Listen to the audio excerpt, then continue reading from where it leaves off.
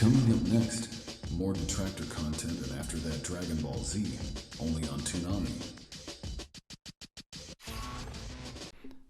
Hello, Atomic Toy Robot here. Wanting to make another video regarding DSP.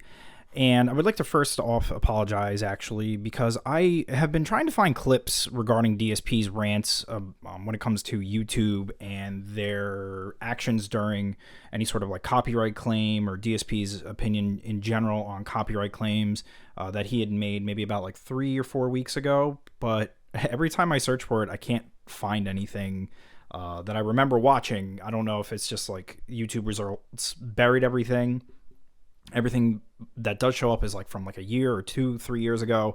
But I do remember him talking about copyright claims and strikes recently and using some choice words when it comes to YouTube and how they handle legal matters. So I do apologize that I don't have the clips in the beginning of the video, which I would normally do to kind of like give you context, but I'm going to try to reiterate as best as I can remember and then comment on it. If I remember correctly, DSP basically said that YouTube in general, when it comes to copyright claims or copyright strikes or anything where a third-party company is saying like, hey, this video contains our copywritten material, please take it down, and then a channel gets a strike. His like overall opinion of it was that like YouTube bends the knee and YouTube is a bunch of pussies and stuff like that, if I remember correctly. And he's reiterated kind of the same viewpoint on this multiple times throughout the years.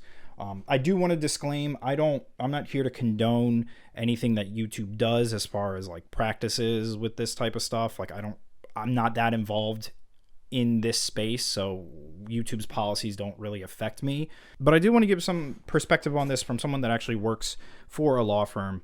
As a disclaimer, I am not an attorney. This is not legal advice. I do administrative stuff for a law firm. Our firm works mostly with businesses and corporations, so I have some sort of insight in contractual agreements between attorneys and corporations. So my viewpoint on this is that DSP has no real understanding of how legal matters work, especially when it comes to advising legal counsel, whether it be general counsel that a company may have or outside counsel, which may be required due to a certain litigation or some sort of proceeding that you don't have the legal staff for. What I mean by this is, let's say you're YouTube. YouTube is owned by Google. Most likely YouTube is reliant on Google's general counsel. Their general counsel may consist of employee benefits attorneys, general labor attorneys, and litigation attorneys. I'm not sure how big their legal staff may be. I'm just going to try to simplify it just for the sake of brevity.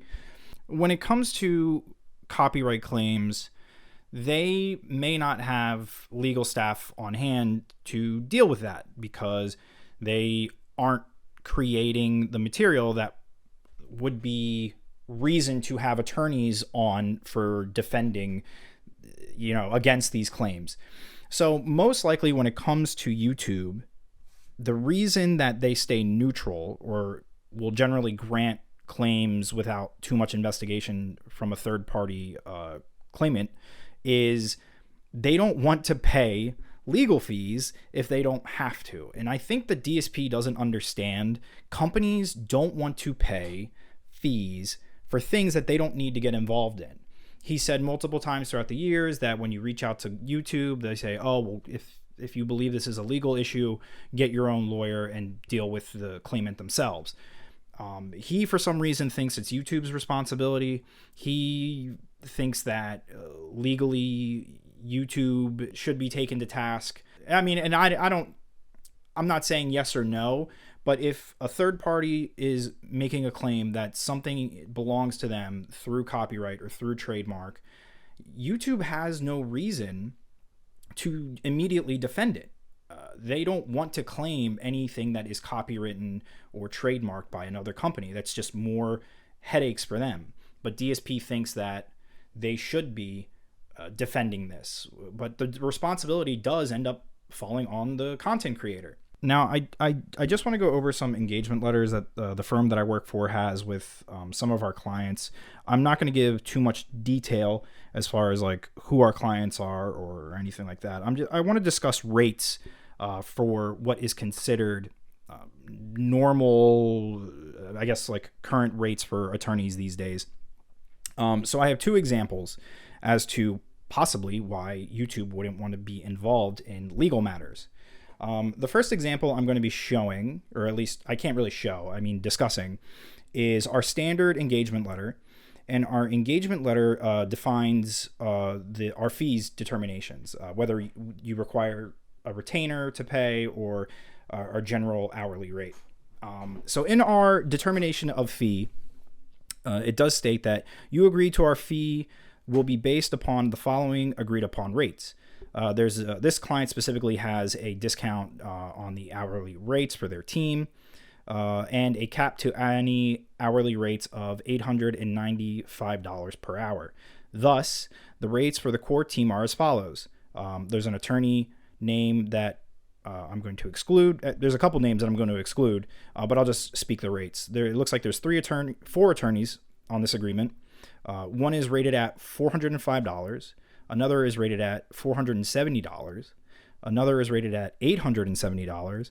And the last attorney is $895.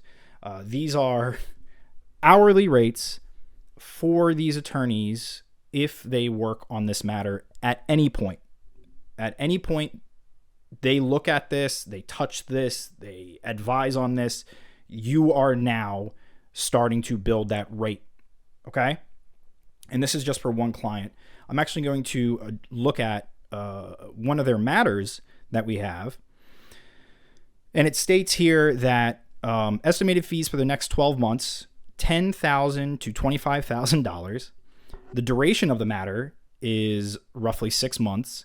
And the estimated number of hours involved are 40 hours. So for this client in this one specific matter, the team with the hourly rates that I just outlined is expecting to earn anywhere from $10,000 to $25,000 for just 40 hours of work. That should immediately put into perspective why YouTube puts all the responsibility on you.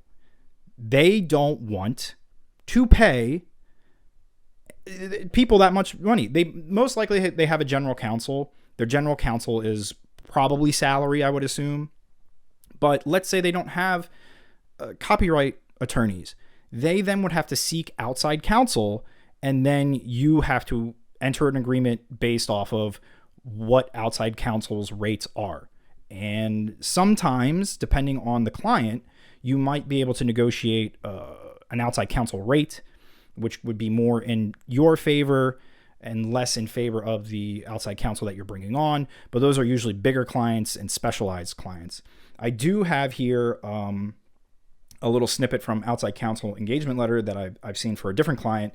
It says, name of the client expects to be charged no more than the firm's preferred client hourly rate for the attorneys and the paralegals assigned to its cases.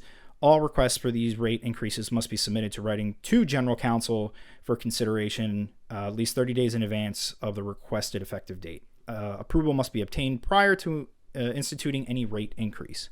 So basically, if you engage in outside counsel as well, then there's a possibility of saying like, okay, this is the rate that we agree on. At any point, outside counsel can be like, hey, due to inflation or due to whatever, like attorney fees or, making sure our attorneys are paid a competitive rate, we need to increase the rate. And then there's a back and forth. This all takes, it takes so much money on YouTube's side if they were to be constantly defending every creator that gets a copyright strike. That's why they put it on the uploader. Phil, you have no real world experience. You live in this weird fantasy realm where you think that just because there were some fair use claims and it was ruled that fair use is acceptable, it doesn't mean that everything is blanketed and protected by fair use. You have to then prove that if there is a dispute.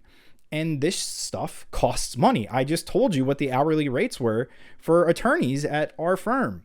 It's expensive. YouTube doesn't want to spend money, especially when it's been reported that YouTube doesn't even earn money. If it wasn't for Google, kind of keeping them afloat, YouTube would have probably been done years ago. I don't know. I've ranted long enough. I hope I made my point. He has no idea on anything when it comes to legalities or even involving any sort of counsel, which is surprising because he says that he talks to attorneys all the time. So I don't know, man. I don't believe any of that. Anyway, again, I apologize that this one was a little bit sloppier with context, but I hope I got my point across. All right, bye.